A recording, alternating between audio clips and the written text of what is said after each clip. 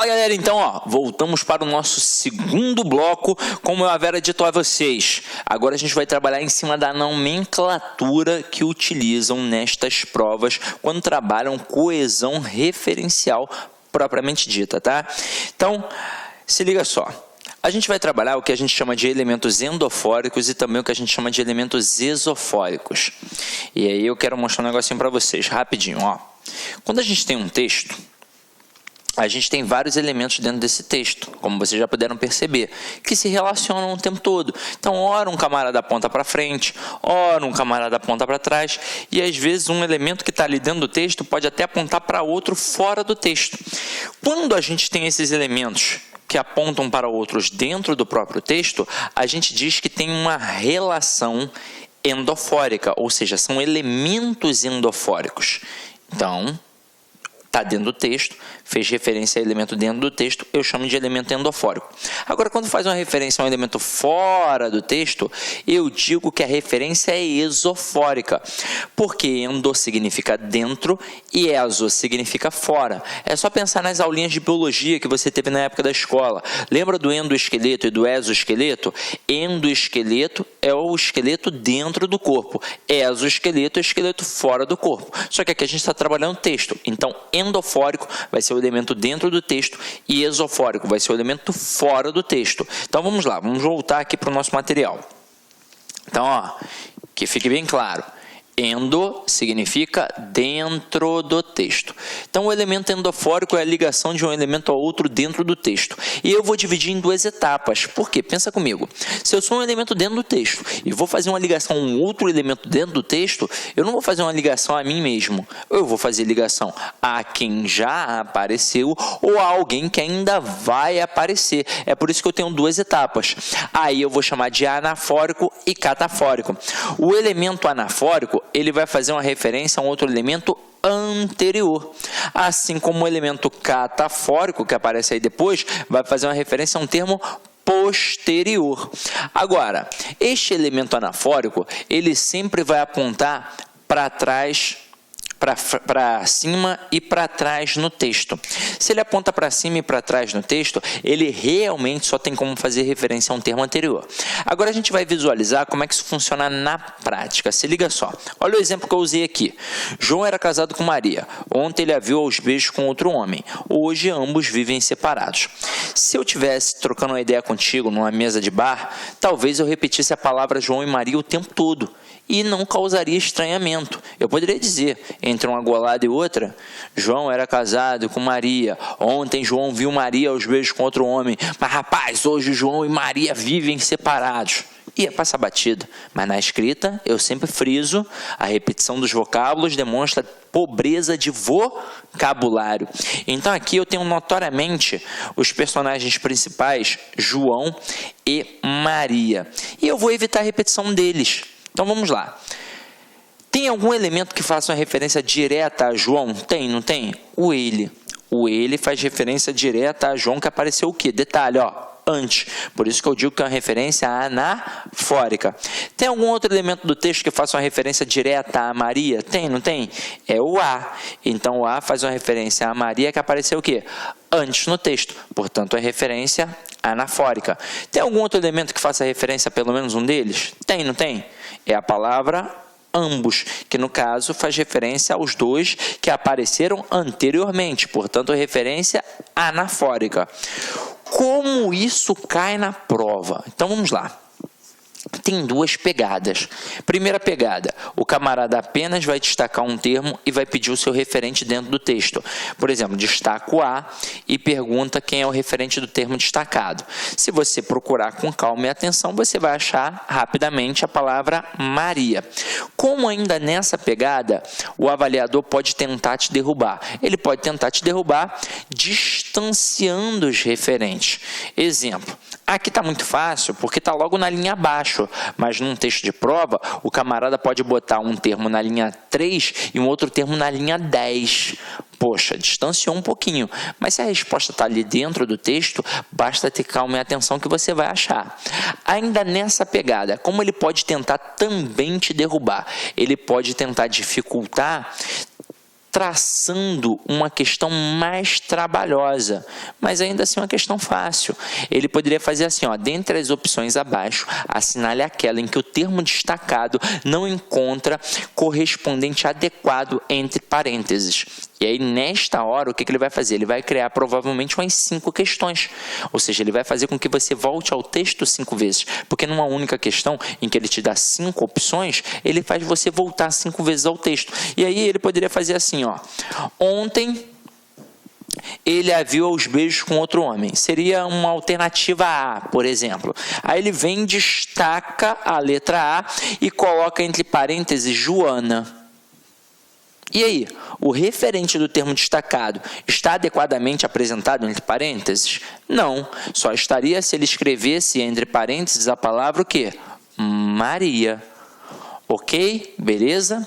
Então, fugindo dessa pegada, a gente vai agora para uma segunda pegada que só quem fez cursinho, seja presencial ou online, é capaz de acertar. Porque provavelmente você não aprendeu isso na época da escola. É o camarada utilizar a nomenclatura. Ele vai destacar o A, por exemplo, e vai perguntar qual é o tipo de coesão trabalhada ali. Se é uma coesão anafórica, catafórica, isofórica, sequencial e por aí vai. Você que já sabe o processo, vai perceber que é um termo que está fazendo uma referência a um outro elemento dentro do texto e que, detalhe, que apareceu anteriormente. Portanto, só pode ser uma coesão referencial anafórica, porque fez referência a um termo anterior. Ok? Beleza?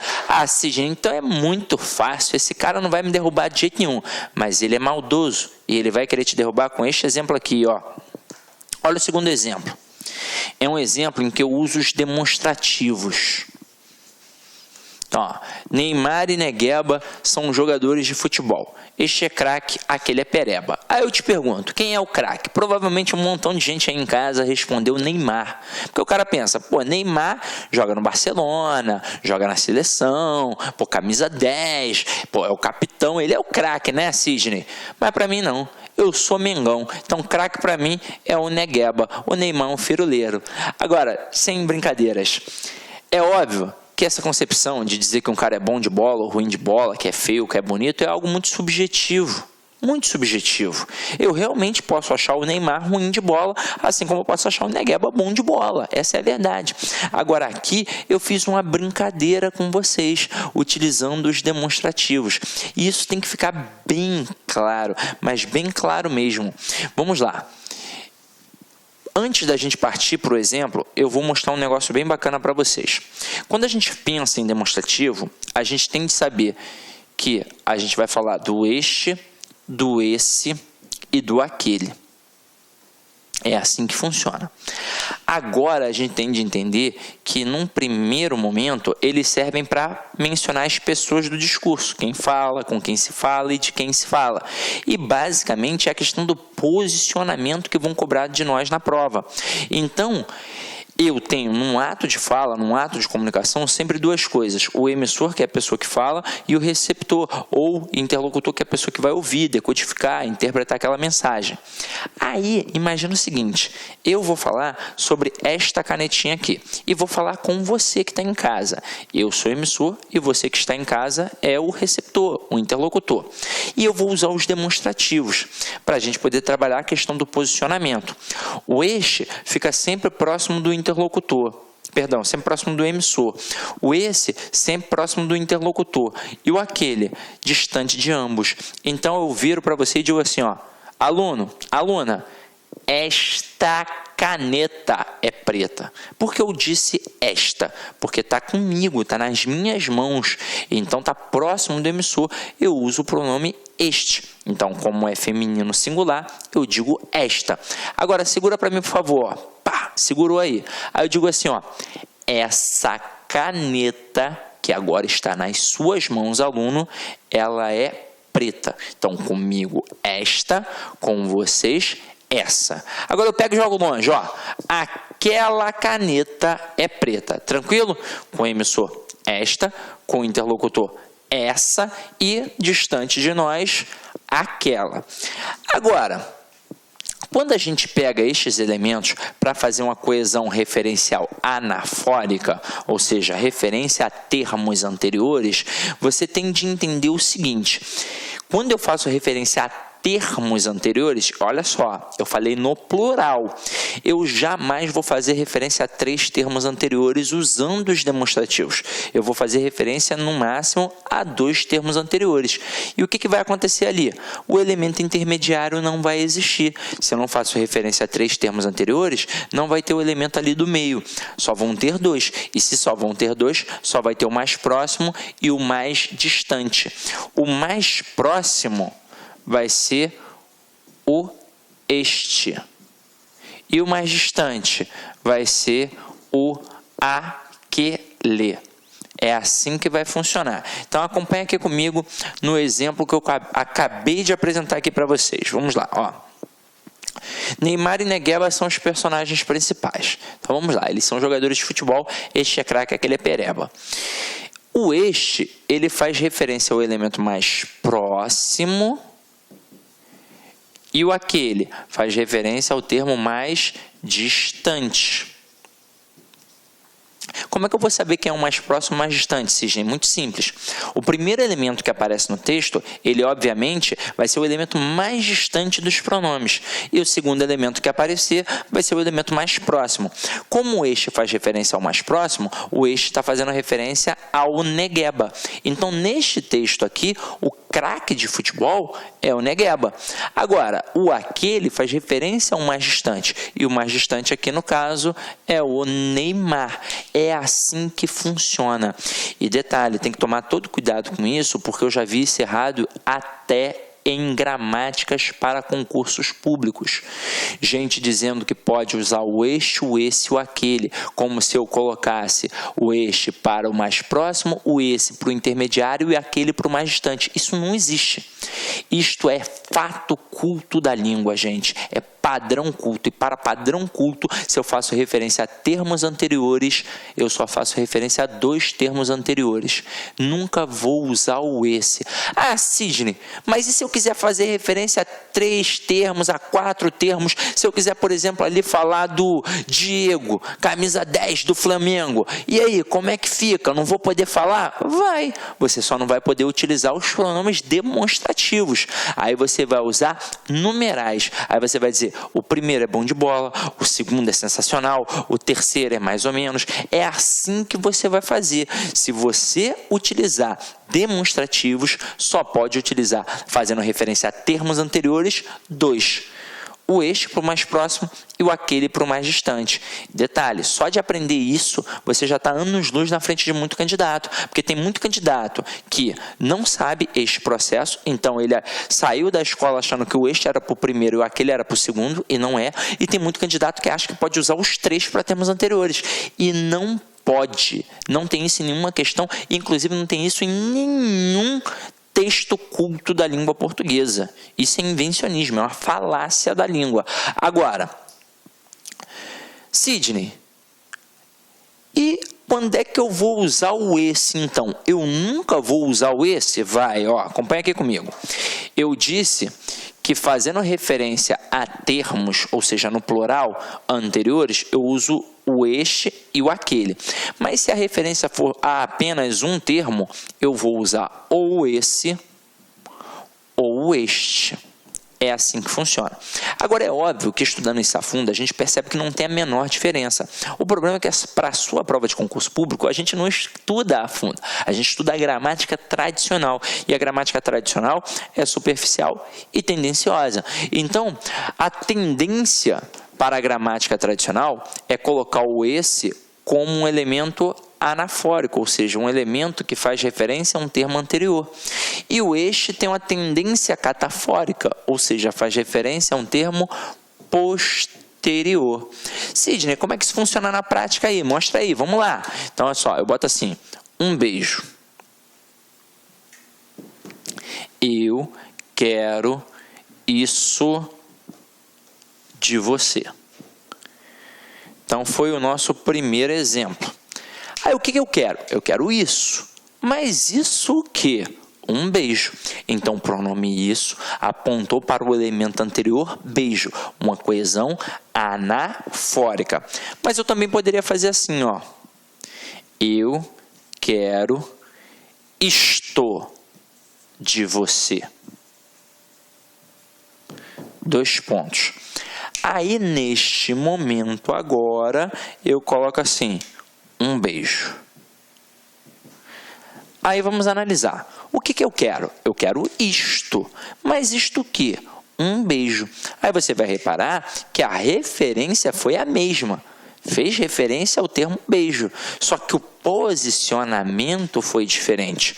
O isso aponta para o termo anterior, ou seja, referência anafórica. E o isto aponta para termo posterior, portanto, referência catafórica.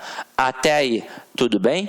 Então, agora a gente já sabe mais ou menos como é que funciona. Então, é por isso que provavelmente você tomou uma canetada do seu professor na escola. Esse professor mais tradicional, na hora que você, por exemplo, passa do 2º parágrafo para o 3º parágrafo na redação, ou seja, do 1º de desenvolvimento para o 2º de desenvolvimento, e tem uma relação de soma, aí você vai lá e coloca além disto, o além é para indicar que tem soma. O disto que você colocou foi para fazer referência ao parágrafo anterior. Só que ele te deu a canetada porque ele queria que você botasse além disso, ou seja, de tudo aquilo que foi mencionado anteriormente. Agora, voltando aqui, a gente vai falar do catafórico. Só que o catafórico você já aprendeu agora aqui comigo, não aprendeu? É aquele elemento que a gente aponta para o termo posterior. Então vamos lá. Um elemento do texto faz referência a outro posterior. Então está aqui. Ele jurou aumentar o salário dos professores. O prefeito Eduardo Paes, né? O famoso Dudu. Então, ó, quem foi que jurou? Ele, né? Mas ele quem? O prefeito Eduardo Paes. E aí se liga. O ele está apontando para um elemento dentro do texto. Só que esse elemento apareceu o quê? Depois. E se apareceu depois, é uma referência catafórica. Agora, dele eu só quero a pensão dos meus filhos, Romário. O termo dele está fazendo referência a quem? A Romário, aí, o nosso senador. Só que é o seguinte, apontou para um termo que está dentro do texto e que apareceu o quê? Depois. Então, referência catafórica. Sejamos sinceros, isso é fácil ou é difícil? Isso é muito fácil. Onde é que o bicho pega? O bicho pega aqui, ó, nos elementos esofóricos. E aí vamos lá. Quando eu falo em elemento esofórico, exo, né, significa fora. Então, ó, elemento esofórico significa o elemento fora do texto. O problema já começa na própria nomenclatura, porque o cara pode chamar de elemento esofórico, ele pode chamar de elemento deítico e ele pode chamar de elemento deixe. Ele também pode até chamar de elemento díctico. Isso pode acontecer. E aí você vai falar, caraca, então ferrou. Como é que vai funcionar? Gente, não importa. Seja esofórico, seja deítico, seja deixe, é tudo a mesma coisa. Ou seja, são elementos que fazem referência a outros elementos fora do texto. Isso significa que enquanto eu não tiver um contexto, eu não vou conseguir... Olá, meus amigos, minhas amigas, eu sou o professor Lac e inicialmente eu gostaria de pedir licença para você, gostaria de pedir desculpas de interromper a sua videoaula. Mas essa videoaula é uma aula demonstrativa aqui da Lac Concursos. Nós aqui da Lac Concursos, nós somos uma escola que nós estamos no ar desde 2009, é isso mesmo. Nós somos uma escola aí especializada em concurso público e principalmente em concurso da segurança pública aqui do estado de Mato Grosso. Não sei se vocês sabem, mas a Lac Concursos é daqui de Cuiabá. A Lac Concurso, consequentemente, é do Mato Grosso e nós temos uma tradição muito grande de aprovação. No último concurso da PJC, que o edital foi publicado no finalzinho de 2013 e a prova realizada em 2014, neste certame, neste concurso, nós tivemos mais de 500 alunos nomeados. É isso mesmo que estudaram aqui na Lac Concurso. E claro que nós estamos fazendo uma super campanha, nós queremos ter aí a maioria esmagadora dos alunos nossos aprovados. E nós temos aqui vários cursos para a galera, né? Nós temos aqui cursos focados aqui da PJC, por exemplo. Nós temos nosso curso online. apenas 10 parcelas de R$ 35, o melhor custo-benefício do mercado.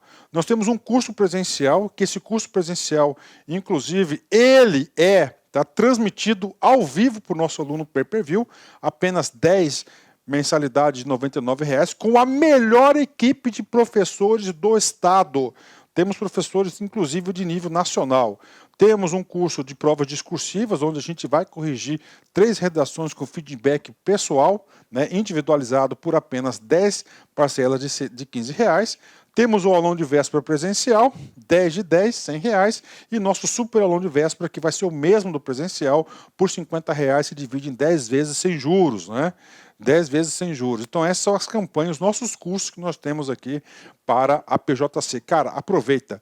Este aqui é um grande concurso.